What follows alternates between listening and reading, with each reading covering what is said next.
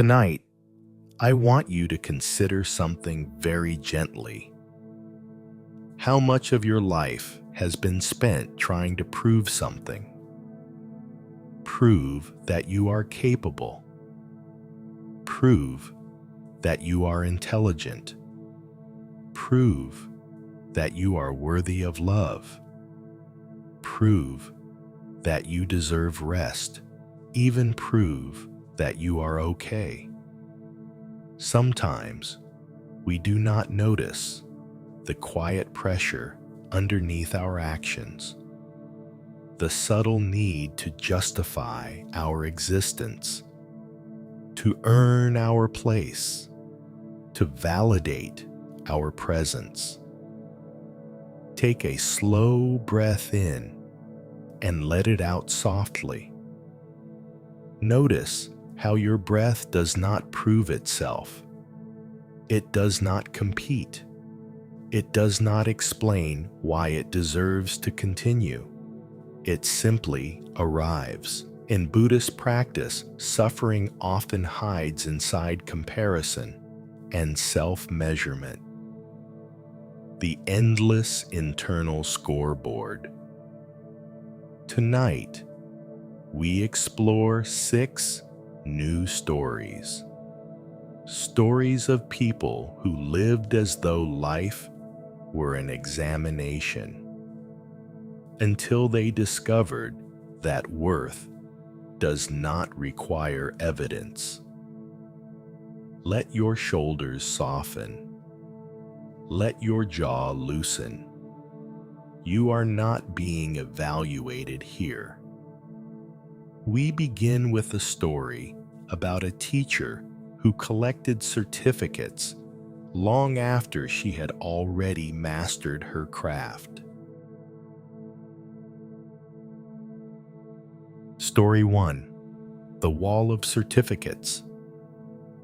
In a small town surrounded by quiet hills lived a teacher named Miriam. Miriam loved learning. She had degrees, diplomas, certificates from workshops and seminars. Every year, she enrolled in at least 2 new courses, not because her school required it, but because she felt incomplete without them. Her office wall was lined with framed achievements, neatly arranged, perfectly aligned. Visitors often commented on how impressive it looked. She would smile modestly, but inside, she felt something else. Relief. The certificates were proof. Proof that she was competent. Proof that she deserved her position. Proof that she was not an impostor. Despite years of experience, she often felt like she might be exposed, as though one day someone would discover she did not know enough, that she was not qualified enough, that she was not truly capable. So she kept studying, kept collecting, kept adding new frames to the wall. Perhaps you recognize this in yourself. The endless preparation, the extra effort, the need for validation before allowing yourself confidence. Take a slow breath in and let it out gently. Notice how your body does not demand proof to exist. Miriam was respected by her students, admired by colleagues, trusted by parents. Yet none of it quieted her internal doubt, because the doubt did not come from reality. It came from fear. One afternoon, during a staff meeting, a younger teacher asked for advice on handling a difficult classroom situation. Miriam responded instinctively, clear, calm, practical. The room grew quiet as she spoke. Others nodded. The younger teacher thanked her sincerely. "You make it sound so natural," he said. Miriam felt a strange discomfort. Natural? She did not feel natural. She felt prepared, over-prepared, excessively trained. That evening, she stayed late at school, alone in her office.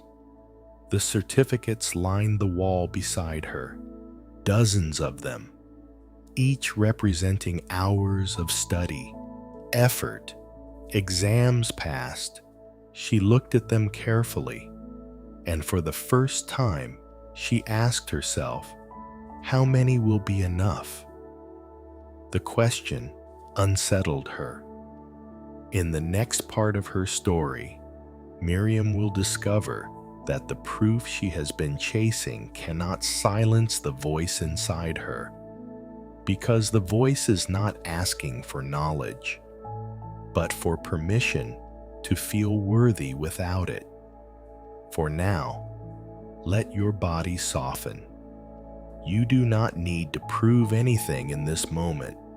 Just breathe. Miriam remained seated at her desk long after the hallway lights had dimmed. The school building was quiet. Her office felt smaller in the evening silence. Certificates on the wall no longer looked impressive. They looked crowded, layer upon layer of validation, frame upon frame of reassurance. She stood and walked closer to them. Each document carried her name in bold letters. Each one announced completion, competency, achievement. But inside, something whispered, "Not enough." The whisper was subtle, not loud, but persistent. She traced the pattern back in her memory. In her early years of teaching, she had once made a mistake during a lesson.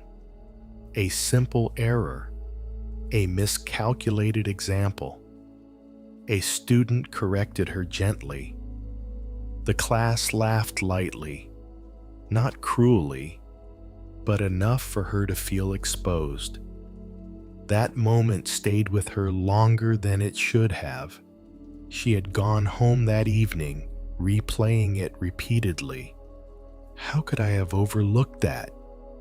What if they think I don't know what I'm doing? From that day forward, she prepared obsessively, double-checking every detail, studying beyond what was required, earning credentials that no one had asked for. The certificates were not about learning anymore. They were about protection. Protection from being seen as flawed. Protection from being judged. Protection from being ordinary. As you lie here tonight, notice if you work harder than necessary just to avoid being seen as imperfect. Notice if your achievements are sometimes armor. Take a slow breath in and let it out gently. Miriam sat back down and closed her eyes. She imagined taking one certificate off the wall. Just one. Would her skill disappear? Would her experience vanish? Would her students suddenly lose respect?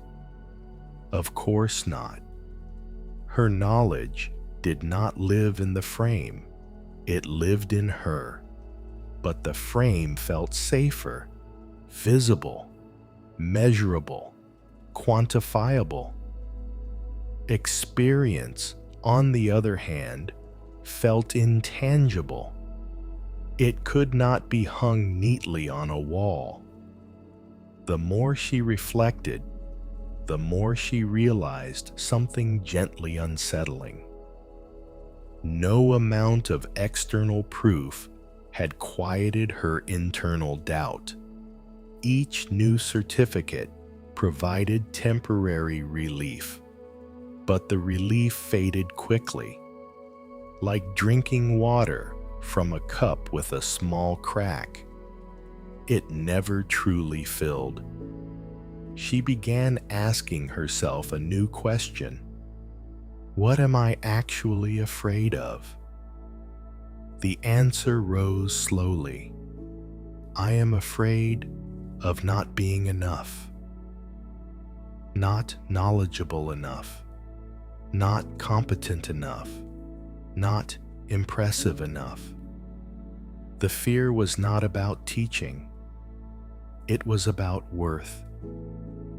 She had linked her value to her qualifications. If she achieved more, she felt safe. If she paused, the doubt returned. As you lie here now, notice if your sense of worth rises and falls with your accomplishments. Notice how exhausting that can be. Gently breathe. Worth is not a score. The following day, during a class discussion, a student asked a question Miriam did not know the answer to. She felt the familiar tightening in her chest, the instinct to deflect, to provide something immediate. Instead, she paused. I'm not sure, she said calmly. Let's explore it together. The room did not collapse. The students did not lose respect. In fact, they leaned in more closely. Curiosity replaced expectation. After class, she noticed something surprising. Admitting uncertainty had not diminished her authority. It had humanized her. She returned to her office and looked again at the wall. The certificates were still there, but they no longer felt like shields. They felt like chapters, important, but not defining. In the next part of her story, Miriam will take a quiet but powerful step.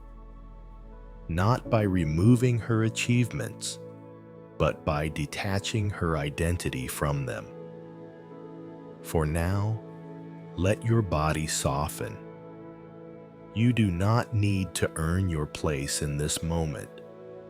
You are already here.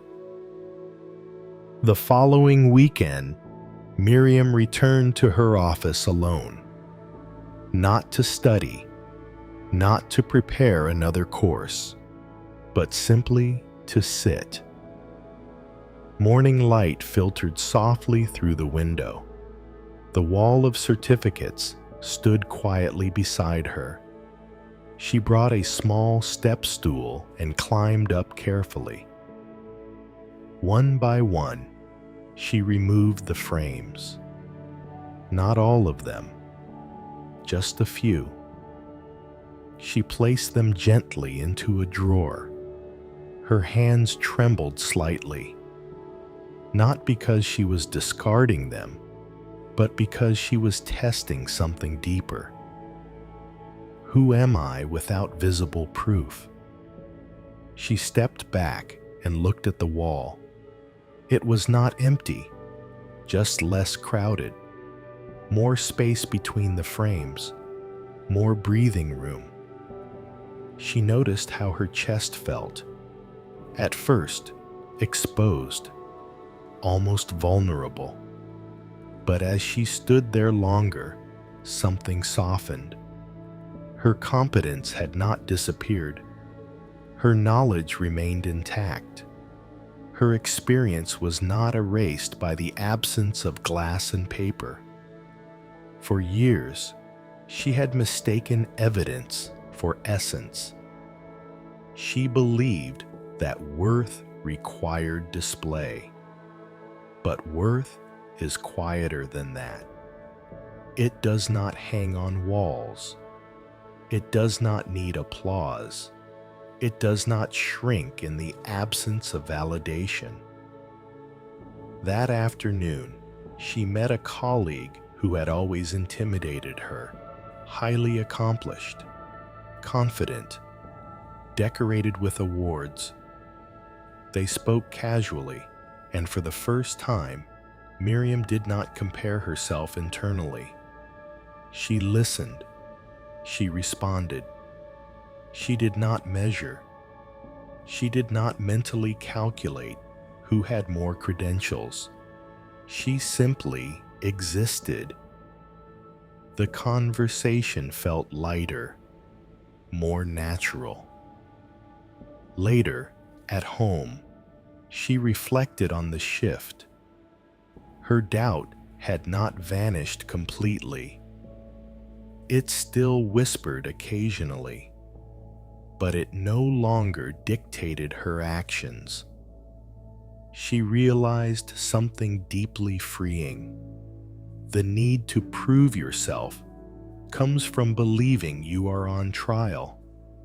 But most of the time, there is no courtroom, only your own inner judge, and that judge can be softened. As you lie here tonight, notice if you feel evaluated. Notice if you silently measure your worth by productivity, achievement, comparison. Take a slow breath in and let it go gently. You are not in competition with anyone in this moment. You are not required to present credentials to deserve rest. Miriam did not stop learning. She did not abandon growth, but she stopped using achievement as a substitute for self-acceptance. She allowed herself to be skilled and imperfect, knowledgeable and still learning, capable without constant proof. And in that shift, her teaching became warmer, more relaxed. Her students sensed it. Her colleagues sensed it. But most importantly, she sensed it. The quiet relief of not performing worthiness. Tonight, you do not need to prove anything. Not your intelligence. Not your productivity. Not your value. Let your body sink into the surface beneath you. Let your breath move without justification. You are enough without display. Enough without certificates. Enough without explanation. Now, we gently move into our second story, about a father who worked tirelessly to provide everything for his family until he realized that presence mattered more than perfection. Let your body grow heavy. Story 2. The house he kept improving. In a quiet suburban neighborhood lived a father named Daniel. Daniel believed in providing safety, providing comfort, providing opportunity. He worked long hours, accepted extra projects, stayed late at the office even when he did not have to. He told himself it was for his family. for their future, for stability. When he did come home, he rarely rested. He fixed things, repainted walls, upgraded appliances, improved the backyard. He wanted the house to be perfect, not luxurious, but flawless. If something squeaked, he repaired it. If something faded, he replaced it. If something could be improved, he improved it. The house became his project, his proof of love. Perhaps you recognize this, the belief that love must be demonstrated through effort, through work, through visible results. Take a slow breath in and let it out gently. Notice how your presence requires no renovation. Daniel's children admired him. They knew he worked hard, but they also learned something quietly.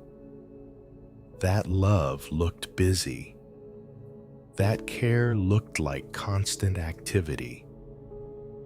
On weekends, when his daughter asked him to sit and draw with her, he often replied, "After I finish this."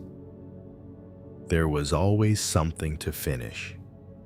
A loose cabinet handle, a patch of grass that needed reseeding, a shelf that could be straighter. The house grew more polished each year, the paint brighter, the yard neater, but moments passed unnoticed. One evening, after installing new lights in the living room, he stood back to admire his work. The glow was warmer, more modern, more efficient. He felt a brief satisfaction. Then he heard his son's voice from the hallway. "Dad, are you coming?"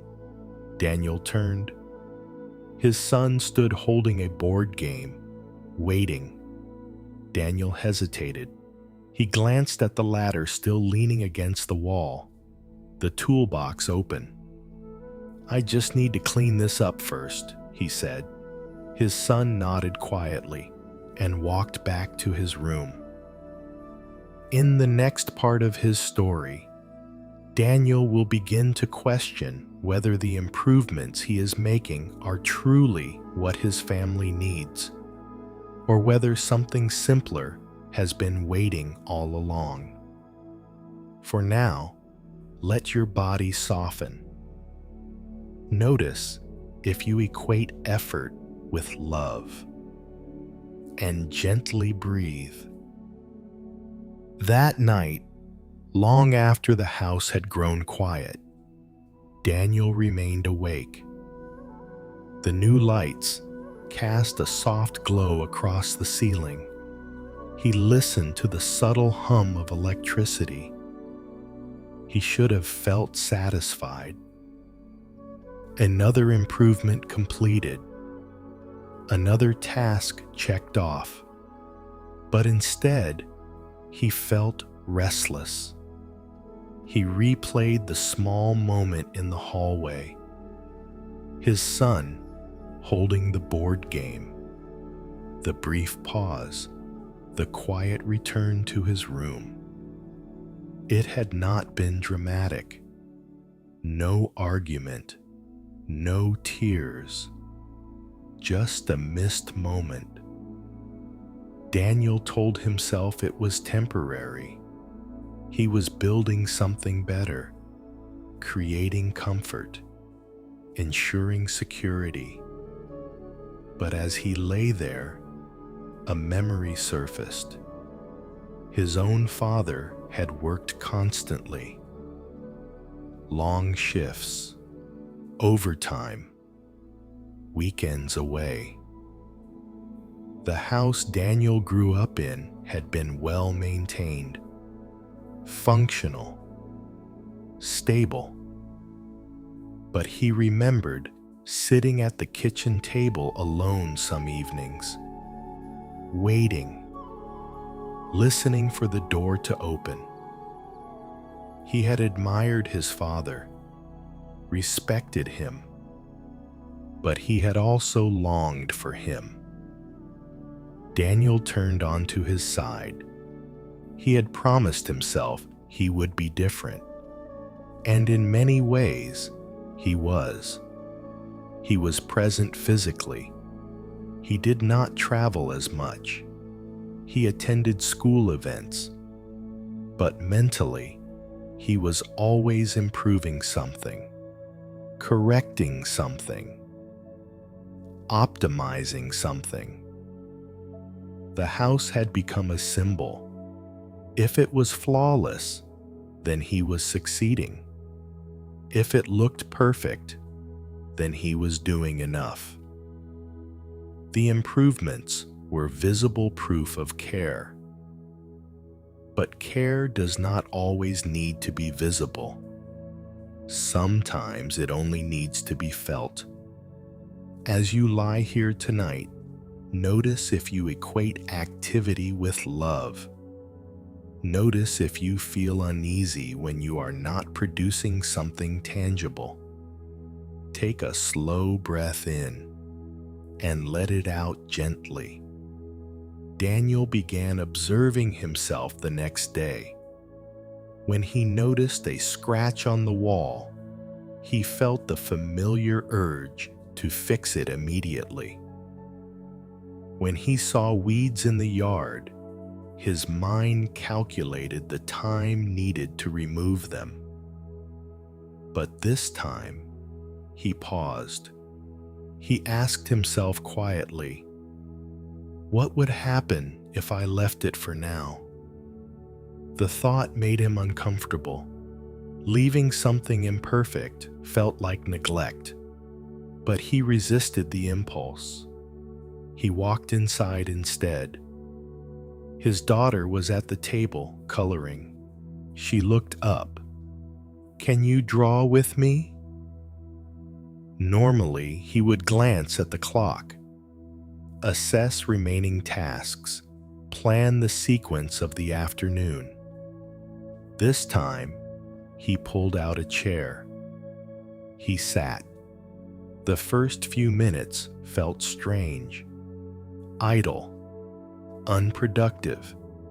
He noticed how his mind still scanned for things to repair, but gradually the noise softened. His daughter laughed at his crooked drawing. He laughed too. There was no checklist in that moment, no improvement project, just presence. Later that evening, the scratch was still on the wall. The weeds were still in the yard. The house had not collapsed. The world had not judged him.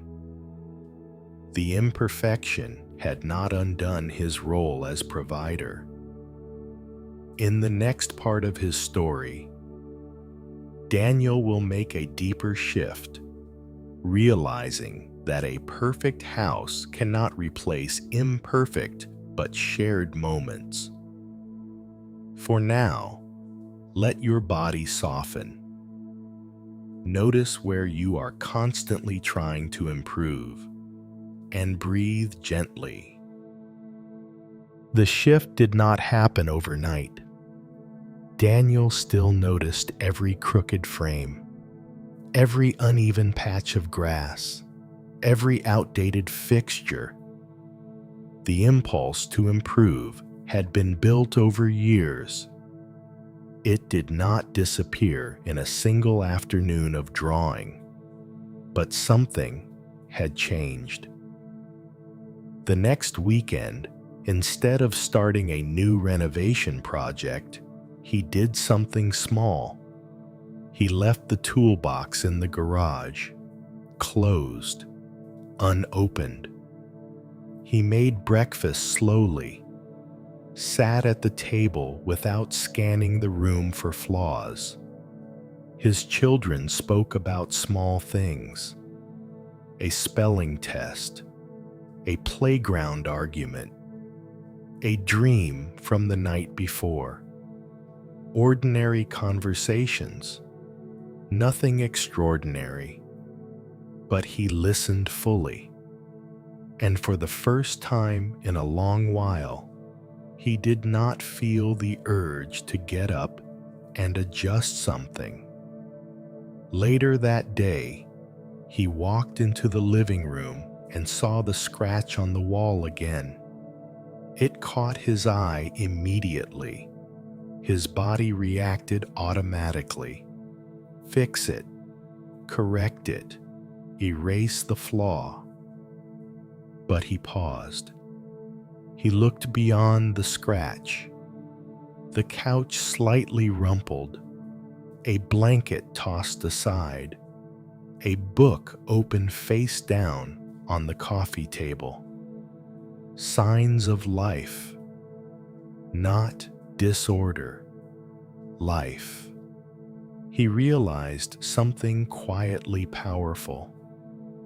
A house that is always perfect may be a house that is rarely lived in. The small imperfections were evidence of presence, evidence of play, evidence of growth. He sat down on the couch instead of reaching for tools. His son joined him. They talked. Not about projects, not about improvements, just about the day. As you lie here tonight, notice if you are always improving something in your life, always refining, always adjusting, always trying to make it better. Take a slow breath in and let it go gently. Better is endless, but connection is now. Daniel did not stop caring about his home. He still repaired what truly needed repair, but he stopped chasing perfection as proof of love. He understood that the scratch on the wall would not be remembered years later, but the afternoons spent together would. He began leaving certain things unfinished intentionally, not out of neglect, but out of priority. He learned that love is not measured by upgrades. It is measured by presence. And presence cannot be outsourced. It cannot be scheduled for later. It only exists now. Tonight, you do not need to fix anything. Not your environment, not your future, not yourself. You can leave something slightly imperfect and choose rest instead. Let your body sink into the surface beneath you. Let your breath slow. Perfection can wait. Connection, even with yourself, happens here. We now move gently into our third story, about a woman who constantly compared her timeline to others until she realized that life is not a race measured by milestones. Let your body grow heavy. Story 3. The Clock. She watched too closely. In a city where success was often measured by milestones, lived a woman named Elena. Elena was not unhappy, but she was restless. At 32, she believed certain things should already be in place. A stable career at its peak, a long-term relationship, perhaps even a home she owned. Instead, she found herself in transition.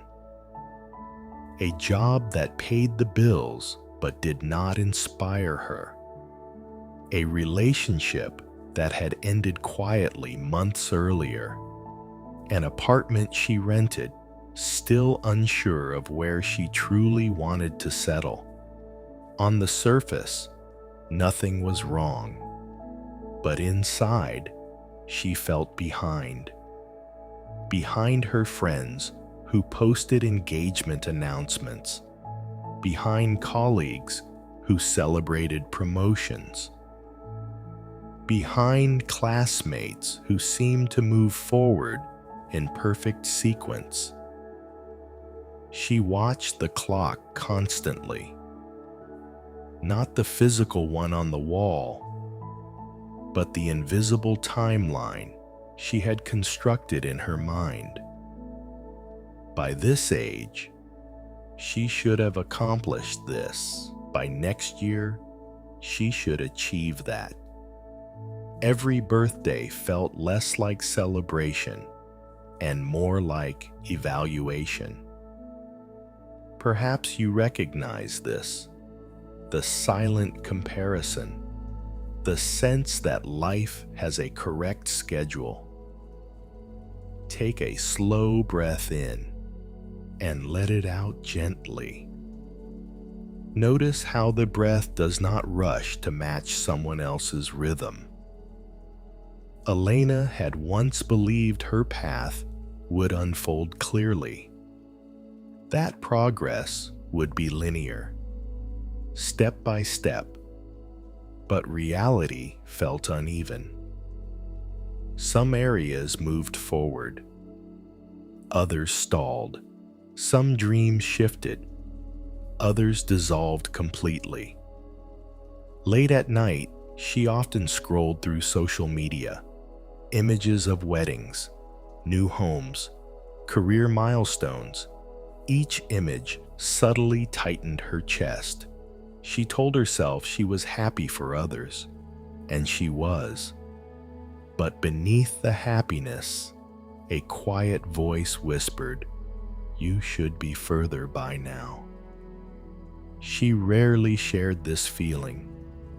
It felt petty, ungrateful, so she carried it silently. One evening, she attended a reunion dinner with old classmates. Stories filled the table. Promotions, children, investments. She smiled, nodded, contributed politely, but internally, she measured, compared, calculated. Driving home afterward, she felt heavier, not because anyone had judged her, but because she had judged herself. In the next part of her story, Elena will begin to question the timeline she has been following and discover that comparison distorts more than it clarifies. For now, let your body soften. Notice if you are racing an invisible clock, and gently breathe. That night, Elena lay awake longer than usual. The reunion dinner replayed in fragments, laughter around the table, casual mentions of accomplishments, photos passed from phone to phone. Each image had felt like evidence that life was moving forward for everyone else. She turned onto her side and stared into the dark. Her mind began constructing a quiet narrative. You chose the wrong career. You waited too long. You wasted time.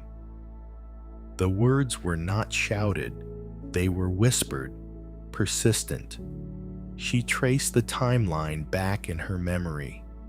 In her early 20s, She had been adventurous, taken risks, moved cities, changed fields, explored interests. At the time, it had felt exciting, expansive. Now, she interpreted those same years as delay, detour, mistake. The story had shifted, not because the past changed, but because comparison had reframed it. As you lie here tonight, notice how your mind tells stories about your life based on who you compare yourself to. Notice how flexible the narrative becomes. Take a slow breath in and let it out gently. Elena began to examine the assumptions beneath her anxiety. Who had decided that 32 required a specific list of achievements? Who had declared that milestones must align in a certain order? The answers were vague. Cultural expectations, family conversations, social media, unspoken agreements about what adulthood should look like. But none of them were absolute. And yet, she had internalized them deeply. She realized something quietly unsettling. She was not behind in life. She was behind in comparison. Without the comparison, her life was simply unfolding. She had meaningful friendships, health, curiosity, resilience. But comparison magnified absence and minimized presence.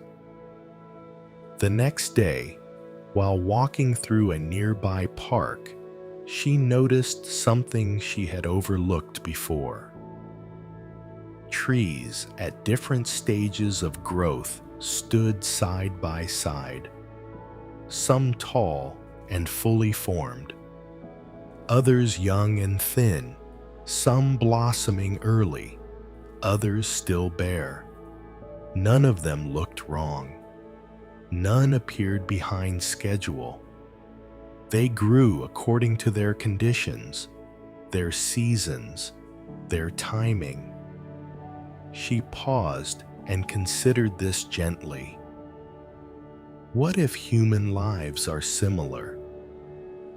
What if there is no universal calendar, only individual rhythms? As you lie here now, notice if you hold yourself against someone else's season. Notice how that tightens your chest. Breathe slowly. Elena began experimenting with a small shift. When she saw an announcement online, she replaced the internal comparison with curiosity. That is their path. Instead of, that should be mine, the shift felt subtle, but freeing. She realized she had been measuring progress in visible milestones. Titles, rings, addresses. But growth often happens invisibly, in self-awareness, in resilience, in lessons learned through endings, in the courage to pivot. None of these appear neatly in photographs, yet they shape a life profoundly. That evening, she took out a notebook and wrote down moments from the past decade that had strengthened her. Difficult conversations she had navigated, risks she had taken, failures she had survived, friendships she had nurtured. The list surprised her. She had not been stagnant. She had been evolving in ways that could not be displayed easily. In the next part of her story, Elena will begin to release the imaginary clock entirely and discover what happens when she lives according to rhythm instead of comparison. For now, let your body soften. You are not late. You are not behind. You are here. In the weeks that followed, Elena made a quiet decision. She stopped checking certain timelines, not dramatically, not with anger, just gently. She muted a few social feeds that triggered constant comparison. She declined one gathering that felt more like a status update than a connection. She created space. And in that space, something surprising emerged. Silence. Not the heavy silence of isolation, but the soft silence that appears when the noise of comparison fades. She began noticing her own pace, the way she liked to wake slowly on weekends, the way ideas formed gradually in her mind, the way she needed time before making big decisions. For years, she had interpreted this pace as slowness. Now, she began to see it as rhythm. One evening, she sat with a close friend and admitted something she had rarely said aloud. Sometimes, I feel like I'm behind. Her friend looked at her gently. Behind what? The question lingered. Behind what? There was no universal scoreboard, no master list, no deadline issued by life itself. There were only narratives, and narratives can be rewritten. As you lie here tonight, notice if you feel urgency that does not truly belong to you. Notice if the pressure you carry is inherited from comparison rather than desire. Take a slow breath in and let it out softly. Elena began defining success differently. Instead of asking, "Am I ahead or behind?" she asked, "Am I aligned?" Aligned with her values, aligned with her energy, aligned with her truth. The question shifted everything. When she evaluated her life through alignment rather than timeline, the tension decreased. Her job was not perfect, but it gave her stability while she explored new interests. Her relationship had ended, but it had taught her what she needed in partnership. Her rented apartment was temporary, but it gave her freedom. Nothing was missing. It was simply unfolding. She realized something gently profound. Life is not a race with synchronized clocks. It is a series of seasons, and seasons cannot be rushed without consequence. Winter cannot be forced into spring. Spring cannot skip directly to harvest. Each phase prepares the next. Tonight, you do not need to hurry your season. You do not need to compare your growth to someone else's bloom. Let your breath move at its own pace. Let your heart beat at its own rhythm. You are not late. You are not behind. You are becoming. And becoming does not follow a strict calendar. Elena no longer watched the clock with anxiety. She still set goals, still made plans, but she released the urgency of comparison. And with that release, her life felt lighter, more spacious, less judged. Tonight, you can step off the invisible timeline. You can let the clock rest. You can allow yourself to be exactly where you are. Now, we gently move into our fourth story, about a man who believed he had to stay strong at all times until he discovered that vulnerability is not weakness, but connection. Let your body grow heavy. Story 4. The strength he never questioned.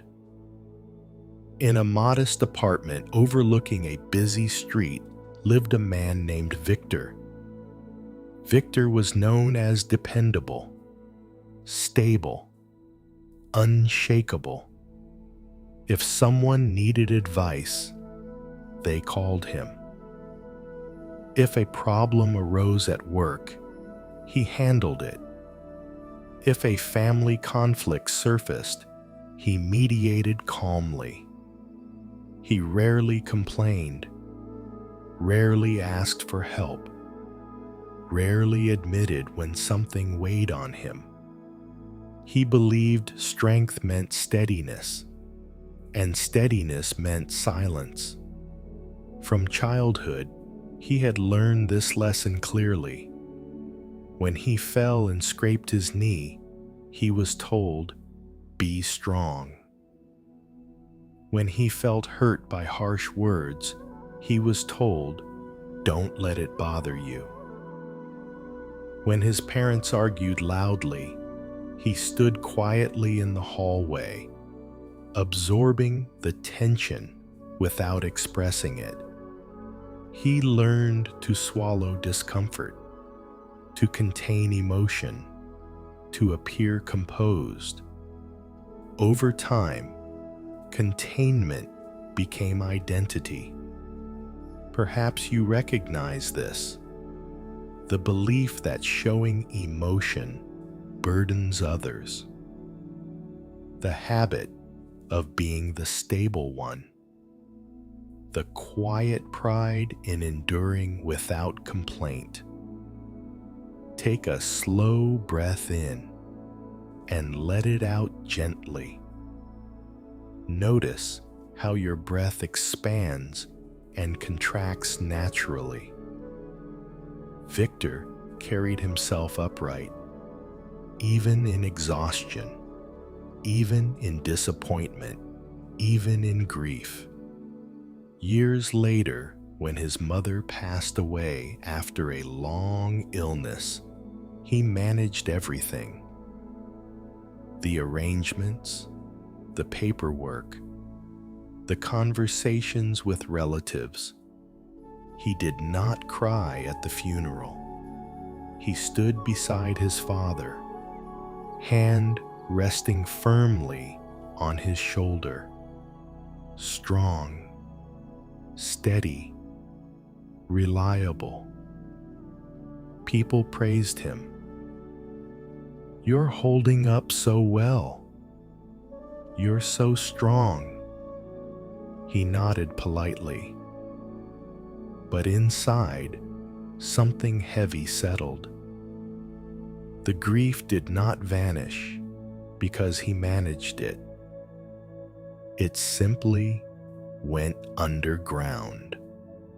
Weeks later, small things triggered irritation. A misplaced document, a delayed train, a careless comment from a colleague. His reactions felt sharper than usual, unexpectedly intense. He did not understand why. After all, he was strong. In the next part of his story, Victor will begin to question what strength truly means, and whether the armor he wears is protecting him or isolating him. For now, let your body soften. Notice if you are holding something inside without allowing it to be seen, and gently breathe. Weeks after the funeral, life returned to its familiar rhythm. Victor went back to work, answered emails, attended meetings, paid bills, checked on his father regularly. On the surface, everything functioned, but something inside him felt tight, like a door that had been closed firmly and never reopened. One evening, while washing dishes alone, he felt a sudden wave of fatigue. Not physical, emotional. He leaned against the counter and stared at the water running into the sink. The house was quiet, too quiet. His chest felt heavy, but no tears came. He did not know how to access them. He had trained himself too well. Strong men endure. Strong men handle. Strong men do not fall apart. That belief had been reinforced over years by family, by culture, by subtle praise. You're the rock. You're so reliable. You never let things get to you. He wore those labels like medals, but medals are heavy when worn constantly. As you lie here tonight, notice if you carry the identity of being the strong one. Notice how it shapes your behavior.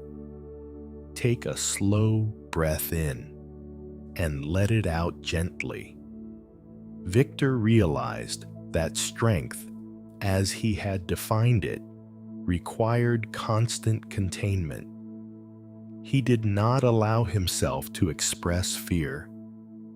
He did not admit uncertainty easily.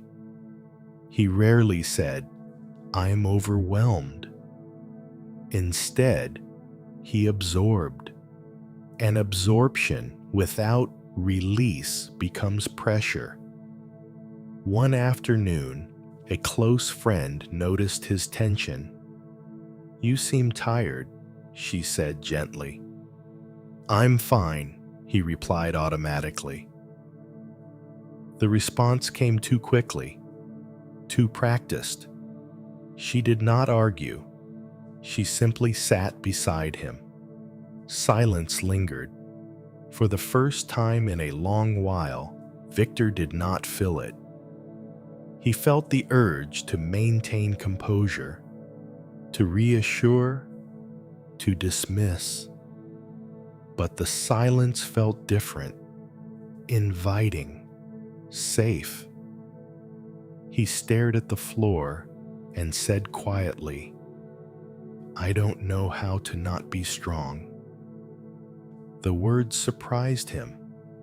They felt raw, unpolished.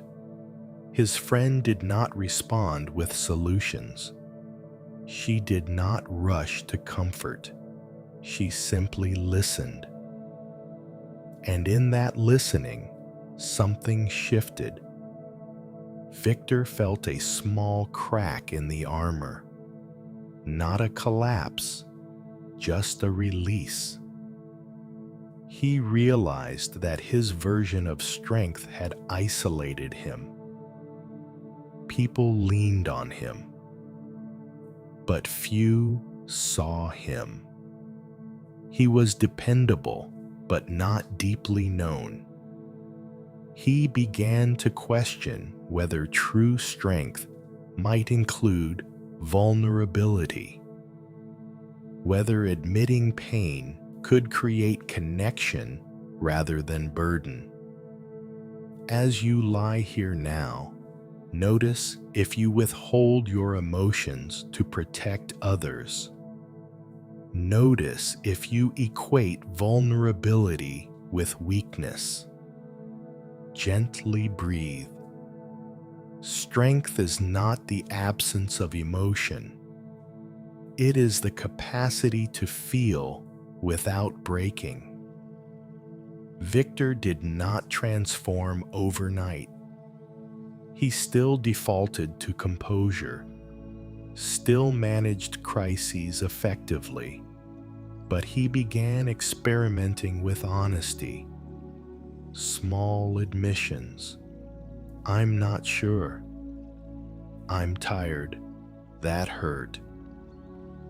Each statement felt uncomfortable at first, but also relieving. The armor was still there, but it was no longer sealed shut. In the next part of his story, Victor will allow himself to grieve fully and discover that true strength is not about standing alone, but about standing honestly. For now, let your body soften. You do not need to hold everything together tonight. Just breathe. A few evenings later, Victor visited his father again. The house felt different without his mother's presence. Quieter, heavier. They sat at the kitchen table together, tea untouched between them. Normally, Victor would guide the conversation, ask practical questions, discuss logistics, keep things structured, but this time, he did not. Silence stretched across the table. His father's hands trembled slightly as he reached for his cup. Victor noticed the fragility, the absence, the space where his mother's voice used to be, and suddenly, the tightness in his chest rose sharply.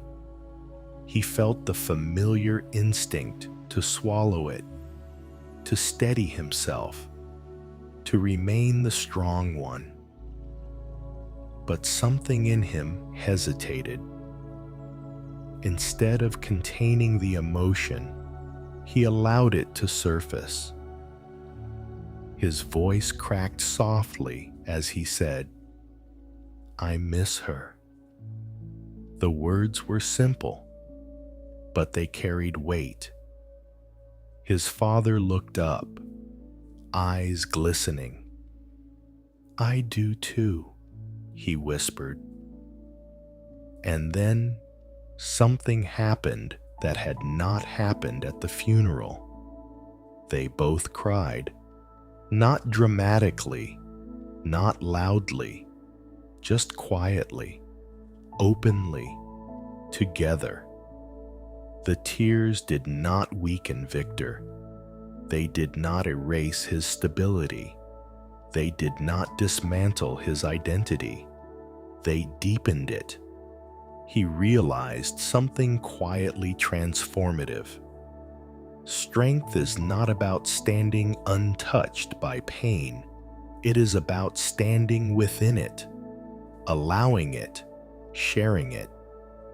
For years, he had equated emotional restraint with maturity, but emotional honesty required more courage than silence ever had. As you lie here tonight, notice if there is something you have been holding back. Notice if your version of strength feels heavy. Take a slow, breath in and let it out gently. You are allowed to feel.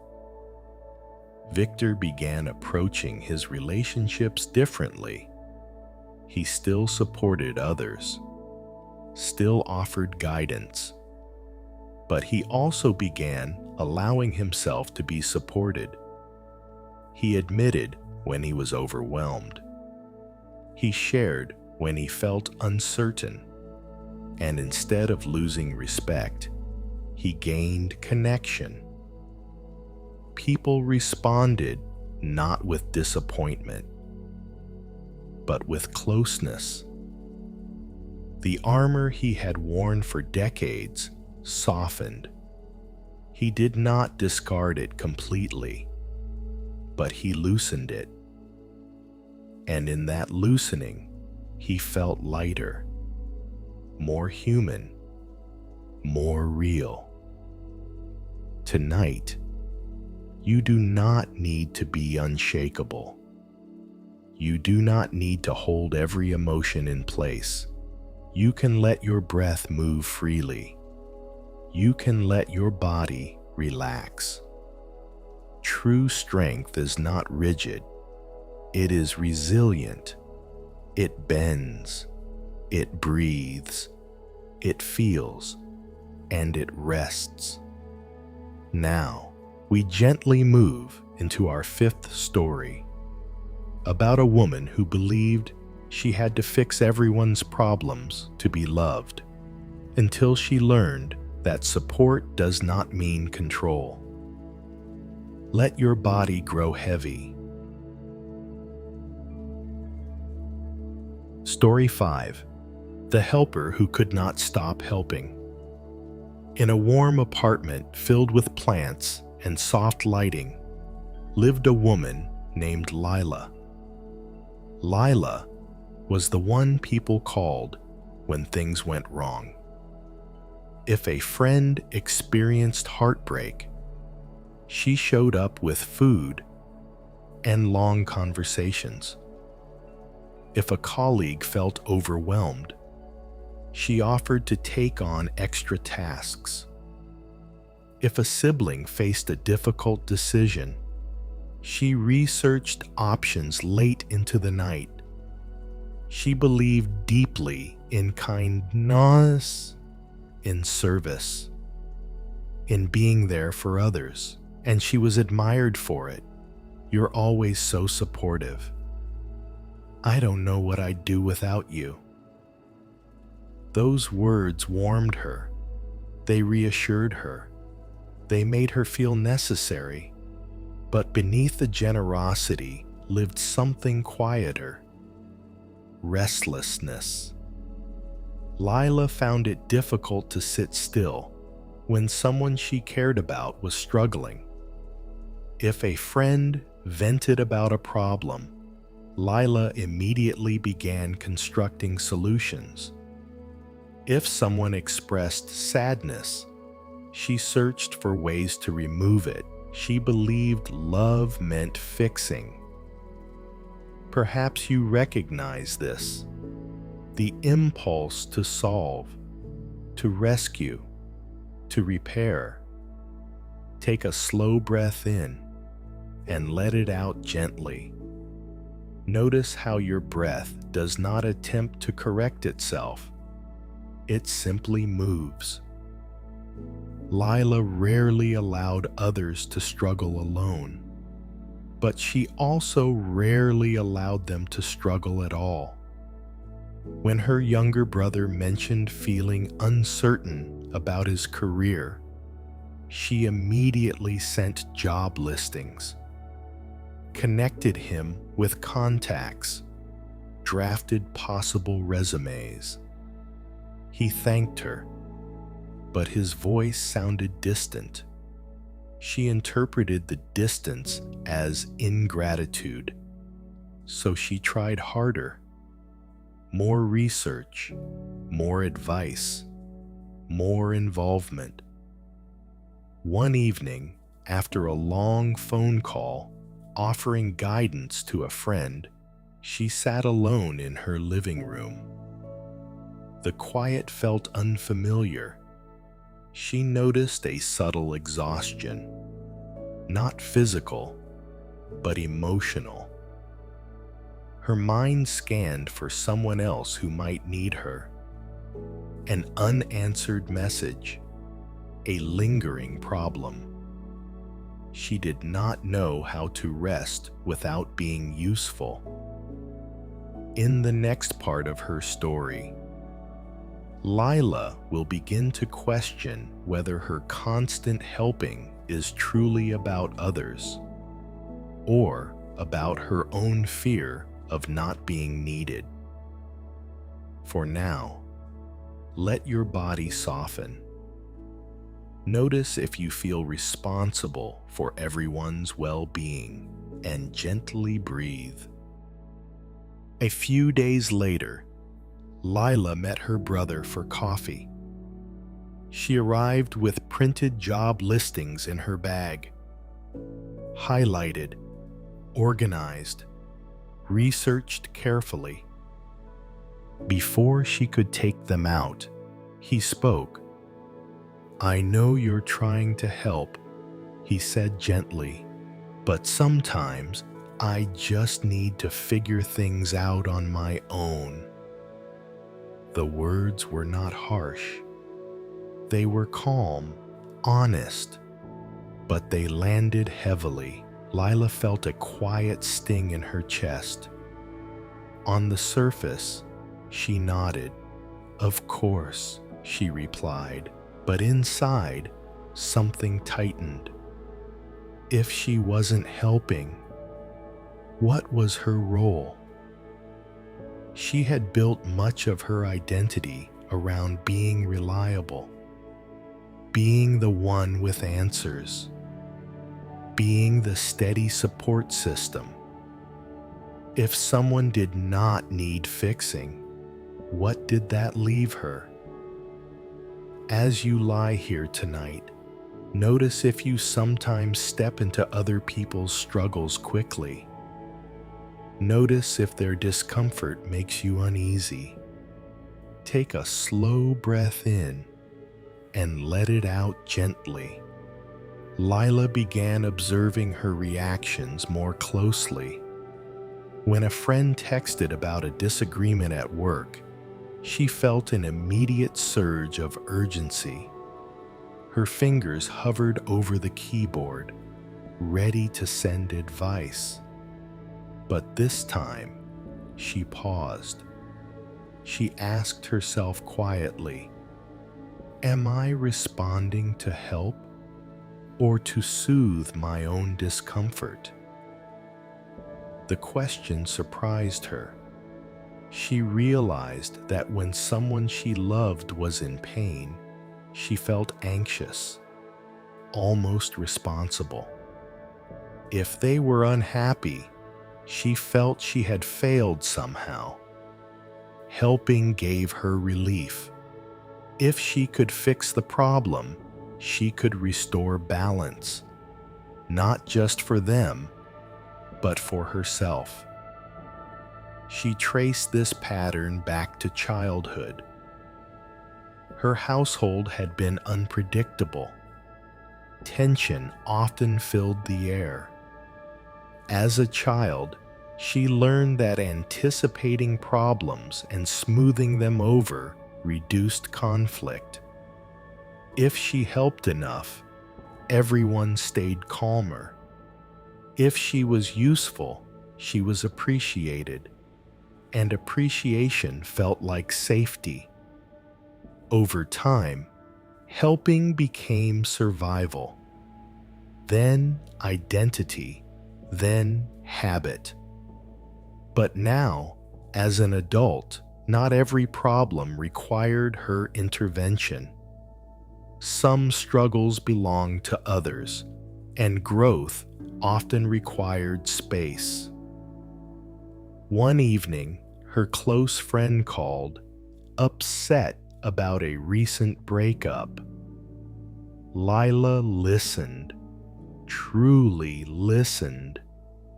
She felt the familiar urge to provide advice. to outline next steps, to strategize healing. Instead, she said softly, "That sounds really painful." There was silence on the other end, then a shaky breath. "Yeah," her friend replied. They stayed on the phone, no solutions offered, no strategies proposed, just presence. After the call ended, Lila felt something unexpected. She had not fixed anything, yet the conversation felt complete. She realized something gently transformative. Support does not require control. Helping does not require solving. Sometimes he is simply staying. As you lie here now, notice if you rush to repair discomfort. Notice how that feels in your body. Gently breathe. You are not responsible for managing everyone's emotions. You are allowed to let others grow through their own process. In the next part of her story, Lila will practice stepping back intentionally and discover that her worth does not depend on constant usefulness. For now, let your shoulders soften. You do not need to fix anything tonight. Just rest. Lila began practicing something that felt unfamiliar. Restraint, not indifference, not withdrawal, just space. The next time a friend shared a problem, she listened without interrupting.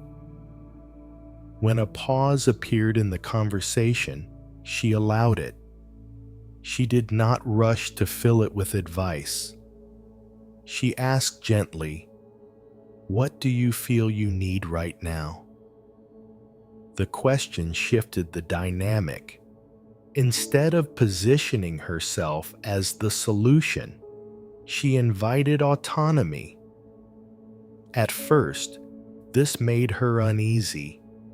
She feared she might seem less caring, less engaged, less valuable. But something subtle happened. Her relationships deepened. Friends opened up more, not because she had answers, but because she offered presence without pressure. One afternoon, she sat alone on her couch with no messages demanding attention. No one in immediate crisis.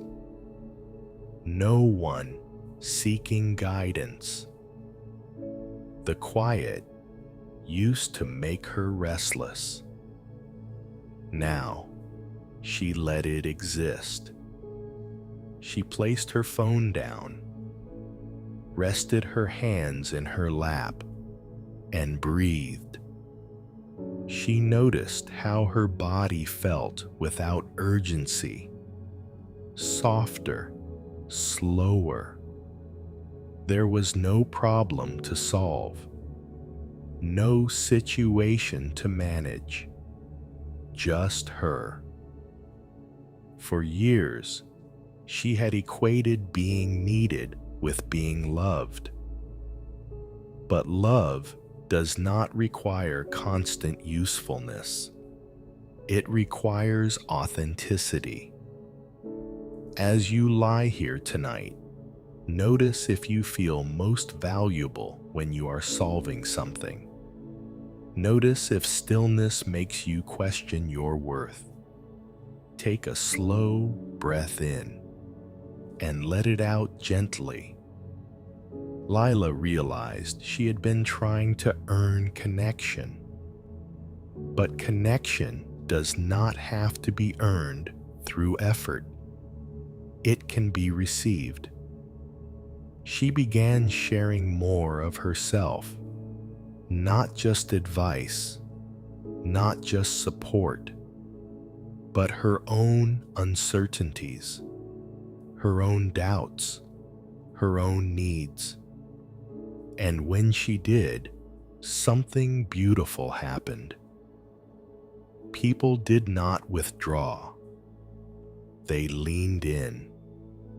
Helping had once been her way of staying safe, but vulnerability created deeper safety than control ever had. She still supported others, still offered kindness, but she no longer rushed to fix every crack. She trusted that others were capable of navigating their own storms. And she trusted that her presence, not her solutions, was enough. Tonight, you do not need to carry anyone else's burdens. You do not need to anticipate every problem. You do not need to prove your love through constant action. You can rest. Let your hands relax. Let your breath move freely. You are worthy even when you are not needed. Now, we gently move into our sixth and final story about a man who constantly replayed his past mistakes until he discovered that identity is not frozen in old decisions. Let your body grow heavy. Story 6. The version of himself he could not forgive. In a quiet apartment filled with books and dim evening light lived a man named Adrian. Adrian carried a memory he could not soften. Years earlier, during a period of stress and confusion, he had made a decision that hurt someone he loved. The details were complicated, not dramatic enough to be unforgivable by the world, but heavy enough to be unforgivable to himself. Time had passed. Apologies had been spoken. Life had moved forward. But inside him, the past remained active. He replayed the moment often, the words he chose, the expression on the other person's face. The instant he realized the damage was done. Perhaps you recognize this. The memory that returns in quiet moments. The internal voice that says, "You should have known better." Take a slow breath in and let it out gently. Notice how the breath does not return to correct the last one. It simply continues. Adrian had grown since then. He had learned, reflected, changed patterns, but he still defined himself by that version of who he had been. When something good happened in his life, a subtle voice whispered, "You don't deserve this." When someone trusted him deeply, he felt a flicker of doubt. If they knew who I really was, he did not see that he was holding on to an outdated identity, frozen in a single chapter. One evening, while cleaning out an old email folder, he stumbled across a message from that time. He hesitated before opening it. His chest tightened. The familiar wave of regret rose immediately. The message was not angry, not accusatory. It was simply hurt. Reading it again, he felt shame settle in his body. He closed the laptop quickly, as if shutting the screen could shut the memory. But it lingered. In the next part of his story, Adrian will begin to question whether he is still the same person who made that mistake, and whether clinging to guilt is preventing him from becoming someone new. For now, let your body soften. Notice if you are still punishing yourself for something old, and gently breathe. Adrian sat in the dim light of his living room long after closing the laptop. The email still echoed in his mind. Not the exact words, but the feeling. Disappointment, hurt. He pressed his palms together and rested them against his lips. He had apologized years ago. He had tried to repair what he could. The relationship had eventually ended, not violently, but quietly. And yet, inside him, the trial never ended. He was both defendant and judge, and the sentence was ongoing. Perhaps you recognize this inner courtroom, the way the mind reopens old evidence, replays past mistakes, reconstructs what could have been said differently. Take a slow breath in and let it out gently. Notice how the breath does not accuse itself for the one before it. Adrian believed that holding on to guilt was a form of responsibility. If he felt bad enough for long enough, it meant he understood the harm. If he continued punishing himself, it meant he would never repeat it. But over time, the guilt had stopped being constructive. It had become identity. He did not say, "I made a mistake." He said silently, "I am the mistake." That shift was subtle, but powerful. He began observing his internal language carefully. When something reminded him of that time, he would think, "That's who I am, someone who hurts people." The statement felt definitive, fixed, permanent. But was it true? He examined the years since. He had shown up differently in new relationships. He had communicated more honestly. He had taken responsibility quickly when he was wrong. He would erase the lesson. "As you lie here" would erase the lesson. As you lie here tonight, notice if you are still defining yourself by something you once did. Notice if you have allowed one chapter to become the whole story. Gently breathe. Adrian began asking himself a difficult question. If someone else had done what I did and then changed, would I allow them to move on? The answer came quickly. Yes. He believed in growth, in redemption, in learning for others, but not for himself. he realized something quietly transformative.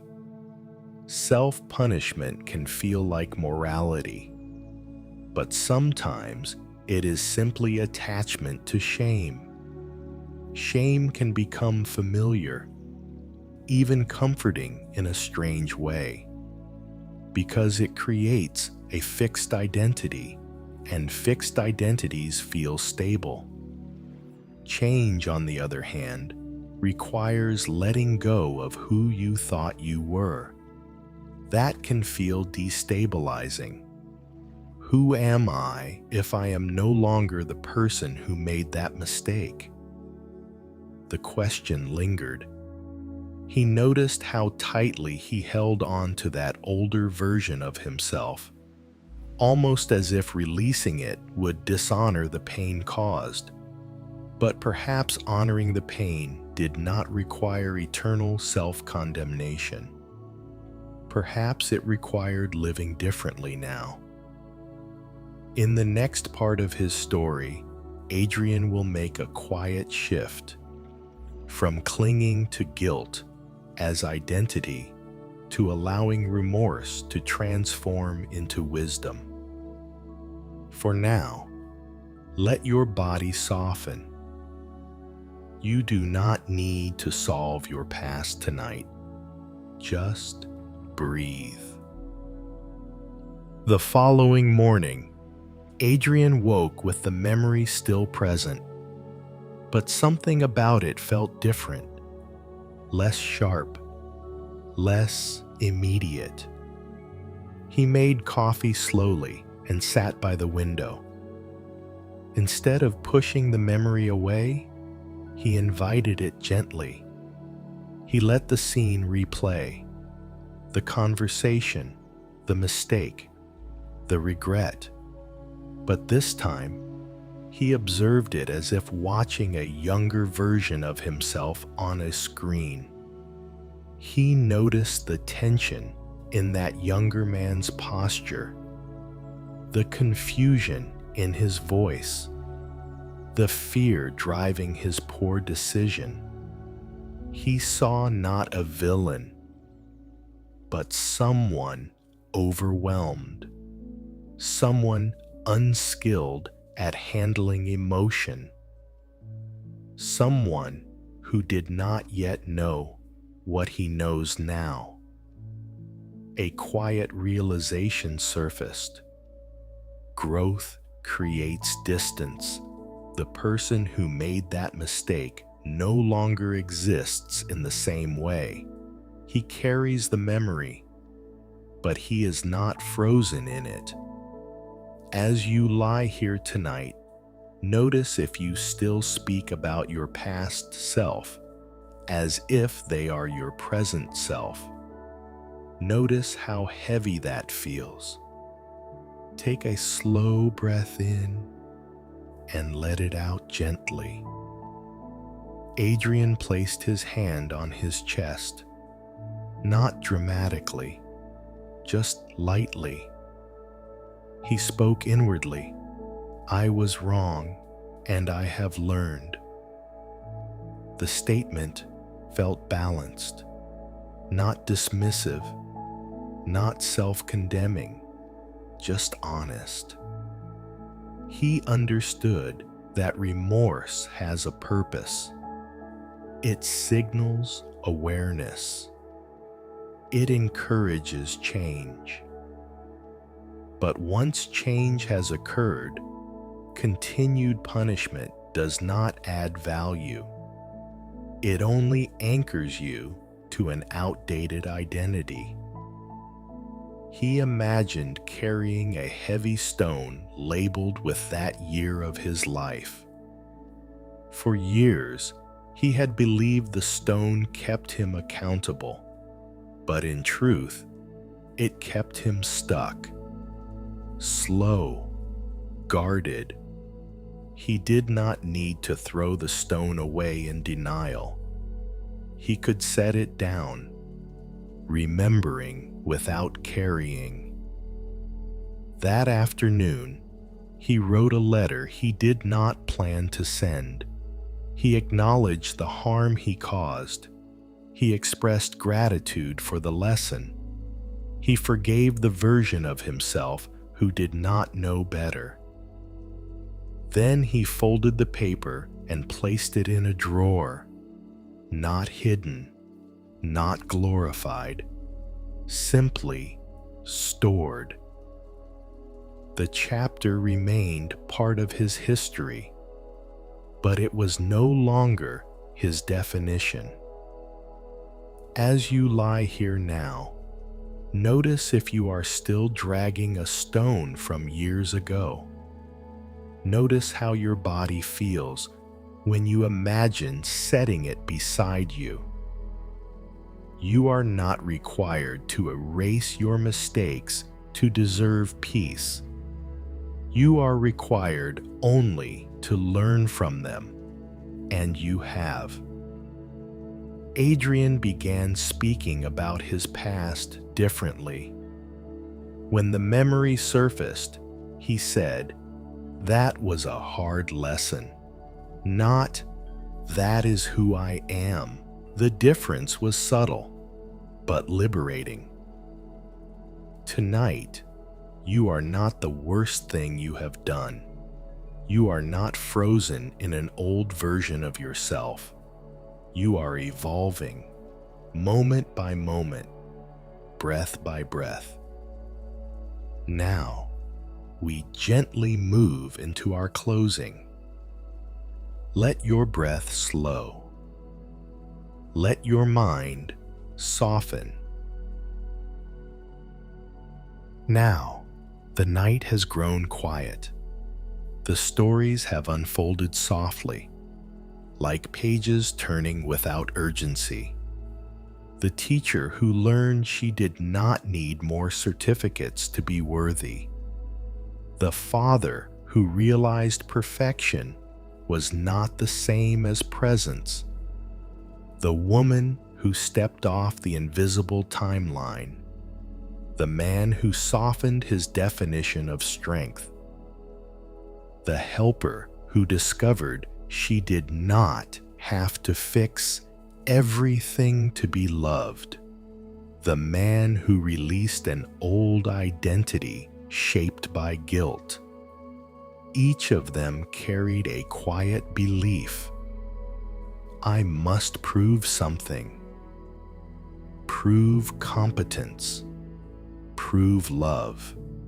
Prove progress. Prove resilience. Prove usefulness. Prove redemption. But slowly, each discovered that proof does not create worth. Worth is not earned in installments. It is not granted by applause. It is not secured by perfection. It is inherent. Take a slow breath in and let it out gently. Notice how the breath does not justify itself. It does not explain why it deserves to continue. It simply comes and goes and comes again. You too are allowed to exist without constant evidence. You do not need to measure yourself against others. You do not need to improve something tonight. You do not need to be the strongest person in the room. You do not need to carry guilt as proof of morality. You do not need to fix anyone to secure love. You do not need to present credentials to deserve rest. Let your shoulders soften. Let your jaw unclench. Let your tongue rest gently in your mouth. Feel the surface beneath you, supporting your weight. You are not holding yourself up alone. Life is holding you. In Buddhist practice, there is a quiet understanding. The self we defend so fiercely is not fixed. It is fluid, changing, learning, growing.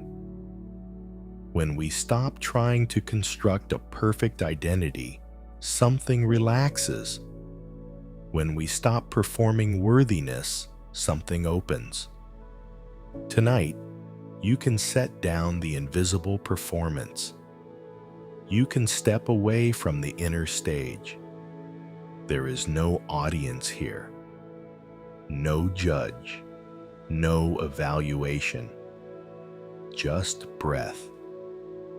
Inhale slowly, exhale completely. If a thought arises, I should have done more, let it pass. If a whisper appears, I am not enough yet, let it soften. You are not a project to complete. You are a life unfolding, unfinished, imperfect, alive. And that is enough. Let your body grow heavier.